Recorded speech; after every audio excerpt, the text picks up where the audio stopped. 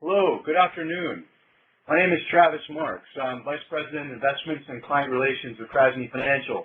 I'm joined here with Steve Tuttle. He's the company Chief Investment Officer. And welcome to our third quarter 2011 webinar. Our agenda for today is, first, before I get into the agenda, there's some disclosures here. Some of the information we gather from this site is gathered from other sources. The information is obviously our opinion is only good for today during this conference call. It may change at any time. So these are the disclosures. So the agenda for today is we'll give you a summary of the last quarter, review the third quarter. Steve will give his investment outlook and how we're positioning our portfolios accordingly. So key takeaways for the last quarter is last quarter the market sold off pretty aggressively. The situation in Greece and the situation over in Europe and the threat of the contagion and how that's all going to flow through the financial system over there and across the world caused investors to sell off risky assets. There's also the issue with the U.S. debt and our deficit problem and how the politics will enter into a decision and how far that will affect our economy. And then on a whole, there's also a weakening economy, even in the bright spots that we've seen in the past, such as China and India. We see some slowdown over there, although that's still the bright spot in the world. In world economies are the emerging markets. So as I mentioned, investors fled to safety, and right around that time, we had already been underweight stocks by a good portion. We were underweight stocks by about a third across all client accounts. But we started to raise a little cash to reduce the volatility in our client accounts. So what we ended up doing is we sold high-yield bonds in client accounts. We held high-yield bonds for a couple of years. It was the best performing asset class for a couple of years.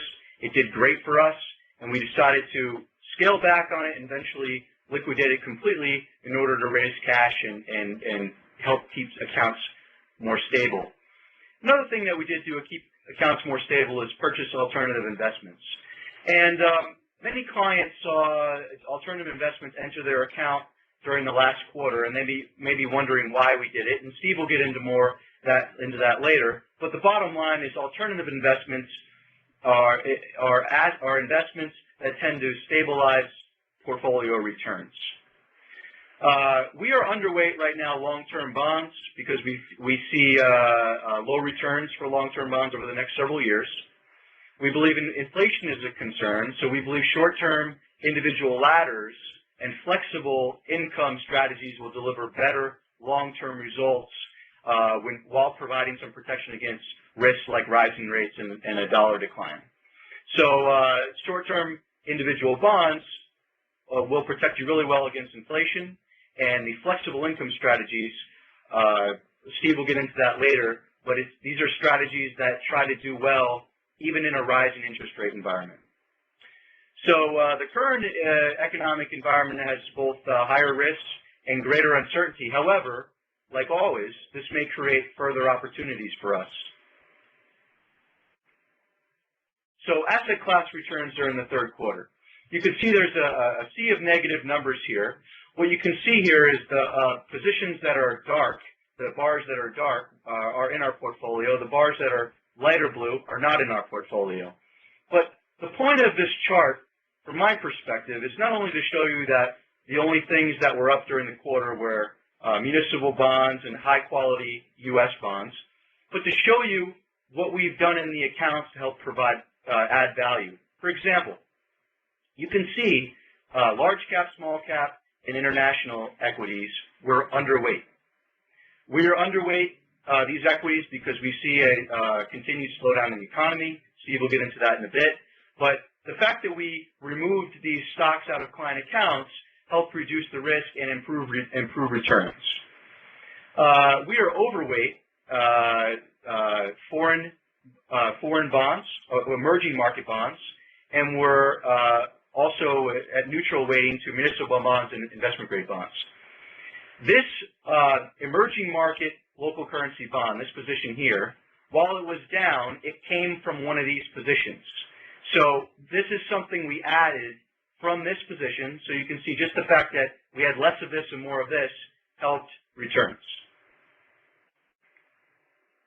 So this is a slide here that shows the performance of our broad conservative growth and income strategy since 2008 compared to the S&P 500. And the point of showing this slide is twofold. The first point of showing this slide is to show you that diversification works in volatile markets. You can add value to a portfolio by adding asset classes that zig while another asset class zags, smooth out returns, and you improve returns in a volatile market like this, and particularly in a down stock market. So what you can see here is that these are the returns, compound returns since the end of 2007 to the end of last Friday. Conservative account was up 7%. Stock market was down around 9%. And that's very telling that even during the worst financial crisis since the Great Depression, in a conservative account, which is normally 40% stock, 60% bonds, you could still make money. And even though things are going to be volatile, you could still make money. And to point out the volatility here, for the first 3 quarters, many people got their statements and they saw down numbers for the first part of the year. Some of our other accounts were down, 3.5% to 5%, but this conservative account was down 1.35%. Fast forward 2 weeks later, and the account's up for the year by about 1%. So you can see that there's these swings in the market. You should try not to let your emotions get in front of that, and just remember that as the market sells off, it could rebound just as fast. So just to highlight our strategy real quick on how we invest money, to give you a summary, the biggest portion of the accounts is the core portion. Those are things like investment-grade bonds, stock indexed funds, things of that nature. Then we have our tactical opportunities where we're trying to add opportunity. We're trying to make money above and beyond the market. These are things like emerging market local bonds. These were things like high-yield bonds that did really well for us. These are things like commodity futures, which we had for a while, and REITs, which we had for a while but no longer hold. And those were tactical opportunities. For example, REITs sold off by more than 80% from their highs. We bought them, made some money, but got out of them. That was a tactical opportunity at the time. Alternative assets are things that you add to the portfolio to reduce the risk. So right now, to talk about just tactical opportunities, we have the emerging market bonds. And as far as stocks, even though we're underweight stocks across all client accounts, what we are doing with our stock portfolios, we're focusing more on dividend-paying stocks. Stocks that these are companies that tend to do well in any economy. They'll continue to earn a profit. As long as people are still living, they're still going to buy basic necessities, their medicine, their food. Companies that provide these services, well, as long as they have a profit margin, they'll continue to earn money, and they'll spin off a dividend, and that should buoy returns. Alternative investments we already mentioned. And just one thing to note is, like we said, when there's volatility, it scares a lot of people away, and things tend to sell off way more than they should, and that creates opportunity in the portfolio. So that's one thing to remember. So with that, I'm going to pass it to Steve Tuttle. He's going to give our investment outlook and also how we're positioning our portfolios. Steve? Good afternoon, everybody. I'm going to talk a little bit about, expand on some of the comments that Travis had. First slide here talks about the key risks that have led to the volatility that's ongoing. As Travis mentioned, we've seen quite a wild ride for portfolios just in the last 3 months, 4 months. We've seen huge swings, 10% moves up and down. I'd like to say that's probably not going to continue, but the fact of the matter is we may be in for more volatility going forward. A lot of it has to do with these 3 issues that are up on the screen right now. Debt issues over in Europe, how that's going to be resolved is big uncertainty out there. And so depending what news headlines flash across the screen, markets seem to be reacting to that. The last few weeks, the markets have been reacting very positively. We've seen a 12% move up. Prior to that, the markets were scared by what was going on over there. There's more to be done in that area, so I think, unfortunately, volatility is going to continue. The other issue is the emerging markets, particularly China. The economy over there is slowing. They're trying to find the right balance between managing too much growth, which can lead to inflation, and slowing too far down, which could cause deflation in other parts of the economy. And then finally, over here in the U.S., we have the issue with the U.S. debt burden. Bottom line there is, although the government has made some short-term moves, there's a lot more work to be done there to get that aspect of our economy under control. So here's just to expand on those issues. Over in Europe, some form of debt relief has to happen. It hasn't occurred yet. There's been a lot of discussion. There's plans that are in place. But the bottom line is Greece and other countries over there have too much debt. And politics is involved, and ultimately governments have to provide some sort of a backing of the banks and manage that process of reducing debt over in Europe. The ultimate risk there is not Greece itself, but it's how it affects the global economy, particularly banks. Even banks from more established companies like France, they have significant exposure to Greece, so it does have implications for the whole global economy. And here's a chart that just shows how far or how much debt has increased relative to each country's gross domestic product. And you can see the last few years it's really expanded well beyond a manageable level. To touch on China, the slowdown in developed markets is softening demand over there. So the developed economies like the United States and Europe are buying a little bit less from China than they have in past.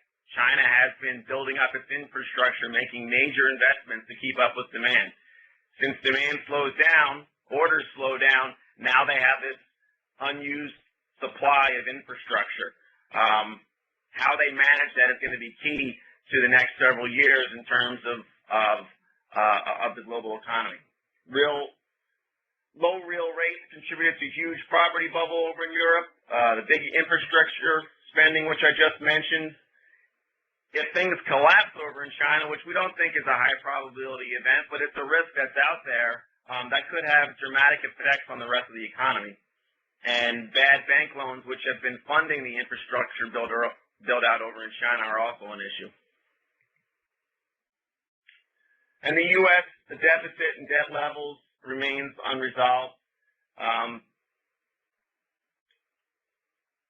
There were some decisions made in August. We increased the debt ceiling that was allowable, but the bottom line is more work needs to be done in that area. The spending that we are incurring, that our government is incurring, is far exceeding the revenues that are coming in and expected to come in over the next several years. So this will probably be delayed and pushed out further into the future. Maybe after the elections we'll get some action there, but that's a big uncertainty that's weighing on the markets currently. So if you roll all this up, our thesis still remains the same. We expect slow growth. We think the returns that you're going to see from traditional stocks and bonds could be lower than they have been historically. And within this period of time, we do expect big run-ups to the upside and then sell-offs to the downside to continue. Because of this, you can go to the next slide. Here's another chart that talks about the housing market, which many people believe was one of the causes of the current slowdown that we had. And you see the big run-up in housing, and then the dramatic sell-off. And it's clear from this chart that we're not out of the woods there on the housing side. So in terms of how we position ourselves currently in this environment, as I said, traditional stocks and bonds are unlikely to provide robust returns. That doesn't mean that we and our clients have to accept poor returns going forward. What it does mean is we have to be a little bit more selective and a little bit more tactical in terms of identifying opportunities, where to invest and when to invest. And this is a very simple chart that graphically shows the thinking behind when we would increase risk and when we would decrease risk. And if you look at the dotted line that's being highlighted there, that would represent current valuations. What would you have to pay for a typical asset class? The orange line in the middle, which is being highlighted, that represents what, according to valuation models, what those asset classes should be trading at, all other things being equal. And what we look for are opportunities where the current value is far below the fair value, highlighted in the green side of the chart. So that to us would indicate we can buy an asset cheaper than what we think it's worth. And the idea is that at those periods of time, when you identify those opportunities, you increase exposure to that area, and then you essentially wait for the markets to return closer to fair value. And that's what we just saw with high-yield bonds. So we entered high-yield bonds at the end of 2008. We increased our position over time, and then we decreased our position over time as the asset class traded from being below fair value to trading at and above fair value. So that's what we hope to continue doing. The key with this is the discipline and the patience to wait for these opportunities. They're not always going to be there, so you can't force them. You can't go looking for opportunities if they're just not there. And that's something that we've done a fairly good job of over the years. So in terms of our current positioning, Travis mentioned we are underweight stocks. We continue to be underweight stocks. We did do some rebalancing just recently in most client portfolios, but it really just resulted in a subtle move favoring dividend-paying stocks in clients that were most underweight stocks. But our bias is still conservative. We think it's prudent in this environment. We're not positioned for a worst-case scenario. That would be something like in 2008, or if China were to collapse and cause other problems in the global economy. We would have to make more changes in the portfolio. But since we don't see that as the most likely outcome, we're very comfortable with how your portfolios are positioned today and how they're behaving. You might be asking yourself, the last 2 weeks have been very good for the stock market. Does this mean that that the sell-off is done and that the market's going to go straight up again? We don't believe that's the case. We think the recent rally is fragile. There's still a lot of risks out there. Valuations, while they're more attractive than they were a year ago because the markets are at lower levels, they're still not at levels that we would be excited about making tactical shifts, increasing risk dramatically right now. So we're still in the mode of try to limit losses, try to collect income where you can in the portfolio, and wait for better opportunities. So just to sum up the call today, the global economy continues to face significant risks and challenges. Short-term risk is high, and we should continue to see headline-driven volatility as investors react to new information. There's a lot of news out there. There's a lot that is dependent on government action, both here and across in Europe and China, and that's unpredictable. So it's tough to invest based on decisions that are being made in Washington. We think it makes sense to be prepared for tough short-term stretches. And by that we mean be ready to make tactical shifts. If we go through another downturn,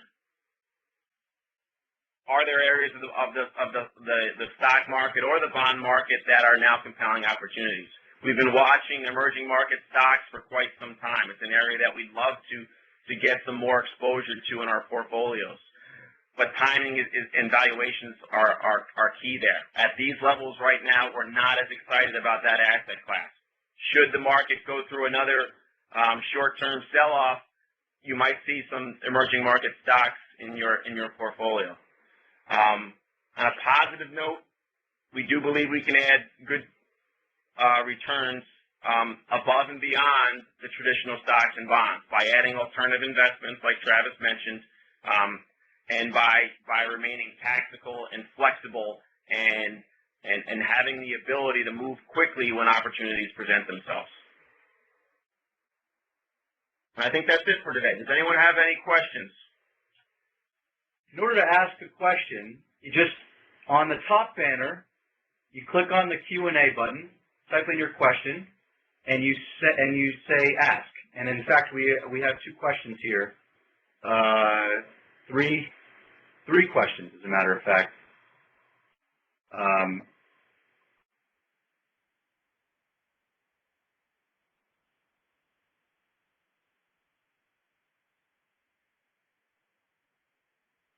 Do you want to? I don't have anything about that. I mean, there's a question there that's specific to an issue over in China, and the only thing I would say about that is we are top-down investors, and we focus mainly on asset classes and broad market themes. And we rarely, although we're aware of smaller issues, corporate issues, specific issues relating to the global markets, it's not an area where we're experts, so I'm not really going to share my opinion on something that I don't claim to be an expert on. And the other side of that question was, what do you mean by valuations and fundamentals converge? I think he's referring to the tactical. I think he refers to the tactical shifts that we make, and essentially what we're talking about is valuations. Where should the markets be trading versus current prices? Where are they trading? And when current valuations match up with what the models say the fair value is, there's not a tactical opportunity there. Where you can buy assets cheaper than what they should be trading at, that's an opportunity, and that's where we get excited and are willing to add more risk to the portfolios. Yeah, one of the things that I can point out is if you look at what we did with high yield bonds, when in late 2008, the spread, the interest rate that you would get on a high yield bond on the aggregate versus what you would get in the comparable 10-year corporate was at an all-time high. In other words, a high-quality corporate versus a higher risk corporate, normally the spread is X, and now it was the highest that we've seen. So we saw that as an opportunity. So in that case, if you look down here, this black line would be high-yield bonds. It should be around here. But we wrote it up, and as I mentioned earlier, that was one of the best performing asset classes for a couple of years. Now we have tactical moves in place for emerging market local currency bonds because emerging market local currency bonds is a good way to get a non-U.S. dollar exposure, to get protection against the falling dollar. If the dollar falls in value, it only falls in value versus something else. It just doesn't fall on its own. The purchasing power decreases. In relation to emerging market currencies, we think that that certainly has been the case. We think that that's going to continue. So our tactical bet says that that's going to be a long-term trend, and the market hasn't caught up to that. The dollar will go down in value over time. It's not a bet that it's going to happen tomorrow, but it's a bet that it's going to happen. And as we become more globalized as an economy, and we continue to purchase more of their goods and services than they do ours, and emerging market countries have trillion-dollar surpluses versus trillion-dollar deficits, and all these things that are in place now supply and demand would tell you that that the shift in power would continue to go to the emerging markets. So it's one way to get exposure to those emerging markets. It's also a safer way to get exposure than buying the emerging market stocks. And there's another question here.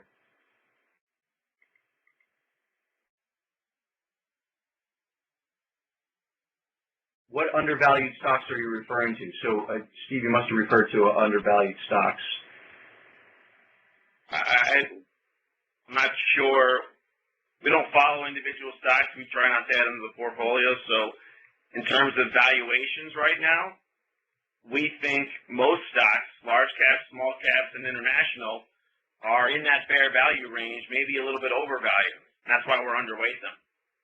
Now, some of the fund managers that we use, some of the institutional fund managers, they specialize in individual stocks, and the stocks that they hold in their portfolio, they believe are undervalued. And that may be the case. And we use those managers because they're good at identifying those opportunities. We focus on the top down, and we focus on asset class exposure. Right now, we don't see, from a broad market point of view, as stocks being undervalued, so we continue to be underweight, not overweight. And there's another question about jobs, and there was I guess a report that came out yesterday about jobs and how they're picking up. The number of overall jobs are picking up, but what is your opinion on that? I'm not expecting jobs to pick up significantly. That's one of the things that would indicate the economy is healthier, and that would, if that occurs, part of what we do is not make predictions. All right, so we diversify based on current data. If the jobs market improves, you would think that has positive effects on the economy, so therefore earnings should increase with corporations ultimately, and that's something that could lead us to get back to more normal weightings on the stock side of our portfolios. That's not our current view. I think it's unlikely that jobs are going to rebound significantly, but I certainly hope they do.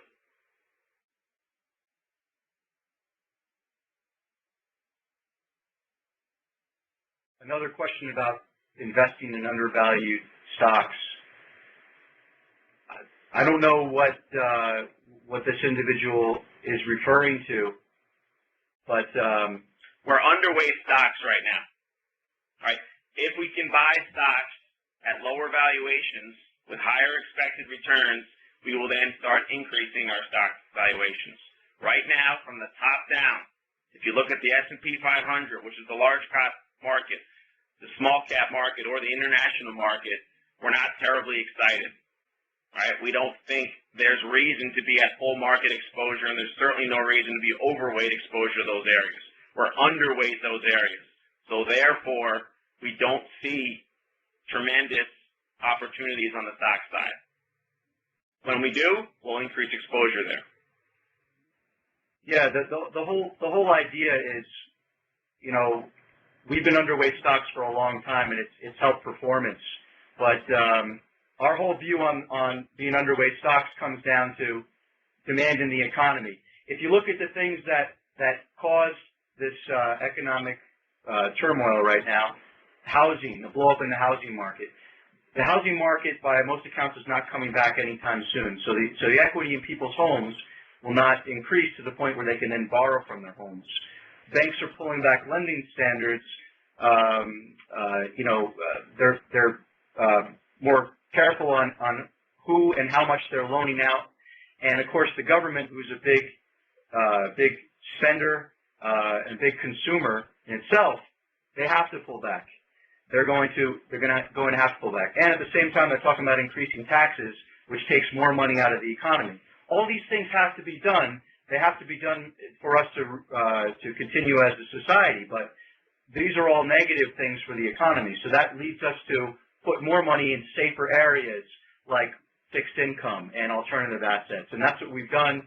It's helped our clients. It's buoyed their accounts, and it's kept them in the game. And even after this volatile year, like we showed before, many of our client accounts are above water right now on this day. Even after we had, the worst third quarter in years. So, you know, it's just a matter of taking calculated risks, and we believe that you're not getting paid enough money to invest in stocks. So it's an undue risk, and you're better off putting your money in other areas. Just to comment that real quick, I mean, one thing that individual might be referring to is relative valuations. So since 2008 in particular, smaller cap, more aggressive stocks have risen far more than some of the largest blue chip type stocks. So based on relative valuations, those models indicate that large blue chip stocks are cheaper relative to small cap stocks. It's still not something that we're terribly excited about, but if you look at the allocations in our portfolio, we're most underweight small cap stocks. We're underweight large cap stocks as well, but not nearly as much as we are small caps. So in those terms, we think there's more value at the larger side, the dividend paying blue chip stock side, than there is small aggressive growth stocks. Okay. Any other questions?